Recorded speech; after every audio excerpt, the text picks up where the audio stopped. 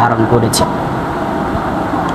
এইখানে এমন কোন লোক আপনি খুঁজে পাবেন না যেই লোক একদিন পর্যন্ত অনাহারে উপবাস ছিল। এইরকম কোন লোক আছে? হাত তোলেন একজন, এনিবডি, একজন হাত তোলেন যে আপনি একদিন খান নাই, একদিন, অনলি ওয়ান ডে, একদিন আপনি খান নাই।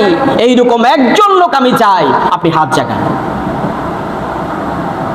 আপনি যদি সারা পৃথিবী তালাশ করেন, সারা পৃথিবী যদি তন্ন তন্ন করে খোঁজেন, একজন লোক খুঁজে পাবেন না যেই লোক একদিন পর্যন্ত অনাহারে ছিল। কিন্তু দুই জাহানের বাদশা নবী, দুই জাহানের কামলিওয়ালা নবী, যার উসিলা আল্লাহ পাক কুল কায়নাতকে সৃজন করলেন, সেই নবী একদিন নয়, দুই দিন নয়, 7টা দিন পর্যন্ত অনাহারে ছিলেন। ক্ষুধার তাড়নায় পেটের মধ্যে পাথর তিনি বেঁধেছে। ক্ষুধার তাড়নায় পেটে কি বাঁধছেন?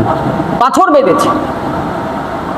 মাসকে মাস পর্যন্ত আল্লাহর হাবিবের ঘরে চুলার মধ্যে আগুন জ্বলে নাই, অনাহারে ছিলেন। শুধুমাত্র পানি খেয়ে জীবন ধারণ করেছেন, শুকনা খেজুর খেয়ে জীবন ধারণ করেছেন।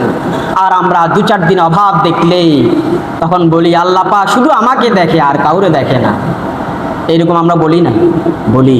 অথচ আল্লাহ পাক কুল কায়নাত যার উসিলায় সৃজন করলেন, কুল কায়নাতের বাদশা যিনি, সরদার যিনি, সেই মুহাম্মদ সাল্লাল্লাহু আলাইহি ওয়াসাল্লাম 7 দিন পর্যন্ত অনাহারে ছিলেন, 7 দিন পর্যন্ত চুলায় আগুন জ্বলে নাই। আপনি যদি বলেন আমি ইবাদত করতে পারি নাই, ওগো আল্লাহ তাআলা কিয়ামতের সেই আসামির কাঠগড়ায় যখন দাঁড়াবেন, তখন আপনি বলবেন আয় আল্লাহ তাআলা, অনাহারে ছিলাম, অভাব অনটনে ছিল, অভাব অনটনের কারণে আপনাকে সেজদা করতে পারি নাই, আপনার নামের জিকির করতে পারি নাই, নামাজ আদায় করতে পারি নাই, হজ করতে পারি নাই, যাকাত দিতে পারি নাই, ভালো কাজ করতে পারি নাই পেটের দায়ে। আল্লাহ পাক তখন বলবেন, দু জাহানের কামলিওয়ালা নবী, আমার হাবিব, আমার বন্ধু মুহাম্মদ সাল্লাল্লাহু আলাইহি ওয়াসাল্লাম ক্ষুধার তাড়নায় 7 দিন উপবাস ছিল। ও আমার বান্দা, তুমি কয়দিন ক্ষুধার তাড়নায়, খাবারের অভাবে কয়দিন তুমি উপবাস ছিলা? কয়দিন তুমি উপবাস ছিল আমাকে বলো, কোনো প্রশ্ন থাকবে না।